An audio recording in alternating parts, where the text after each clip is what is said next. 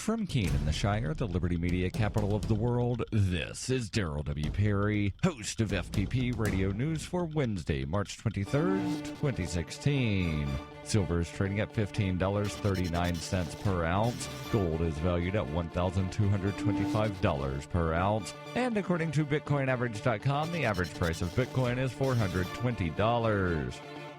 Antiwar.com reports while the U.S. has continued its drone strikes throughout the Saudi war in Yemen, irrespective of their lack of special forces on the ground throughout that period, most of those strikes have been fairly small, however. Tuesday, the Pentagon announced a much bigger attack on an al-Qaeda in the Arabian Peninsula training camp in the mountains near al-Muqalla, saying they believe dozens were killed in the attack. Pentagon spokesman Peter Cook claimed that the continued al-Qaeda in the Arabian Peninsula presence in Yemen poses a threat to U.S. persons, insisting that the attacks prove the U.S. commitment to fighting al-Qaeda around the world. Al-Qaeda in the Arabian Peninsula has been active since 2009 and during the Arab Spring held territory in several tribal areas. The Saudi focus on attacking Shiites in the ongoing war has allowed al-Qaeda in the Arabian Peninsula to seize more territory than ever before, including Muqalla, a major port city.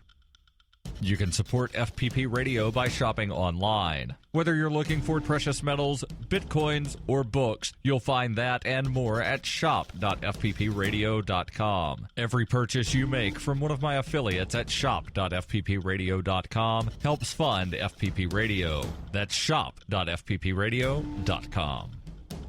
UPI reports several cities and airports in the United States have increased security measures following Tuesday's attacks in Brussels that killed at least 31 people. New York Police Department spokesman J. Peter Donald said security will be increased near New York subways and other sensitive areas in the city, but added that at this time there is no known indication that the attack has any nexus to New York City. Donald told CNN the department has deployed additional counterterrorism resources across the city, including the Counterterrorism Response Command, the Strategic Response Group, and Hercules teams. These teams have been deployed to crowded areas and transit locations around the city out of an abundance of caution to provide police presence and public reassurance as we closely follow the developing situation overseas. The Department of Homeland Security said it will not hesitate to adjust our security posture as appropriate to protect the American people following the attacks in Brussels. The agency said in a statement, DHS is closely monitoring the unfolding events in Brussels, and we remain in contact with our counterparts in the region. The Port Authority Police Department will also increase security at the LaGuardia Airport and John F. Kennedy International Airport in New York, as well as New Jersey's Newark Liberty International Airport. The Metropolitan Transportation Authority and the U.S. Capitol Police in Washington, D.C., as well as Reagan National Airport, Dulles International Airport, Atlanta's Hartsfield-Jackson International Airport, the Los Angeles International Airport, and the Miami International Airport have also heightened their police presence.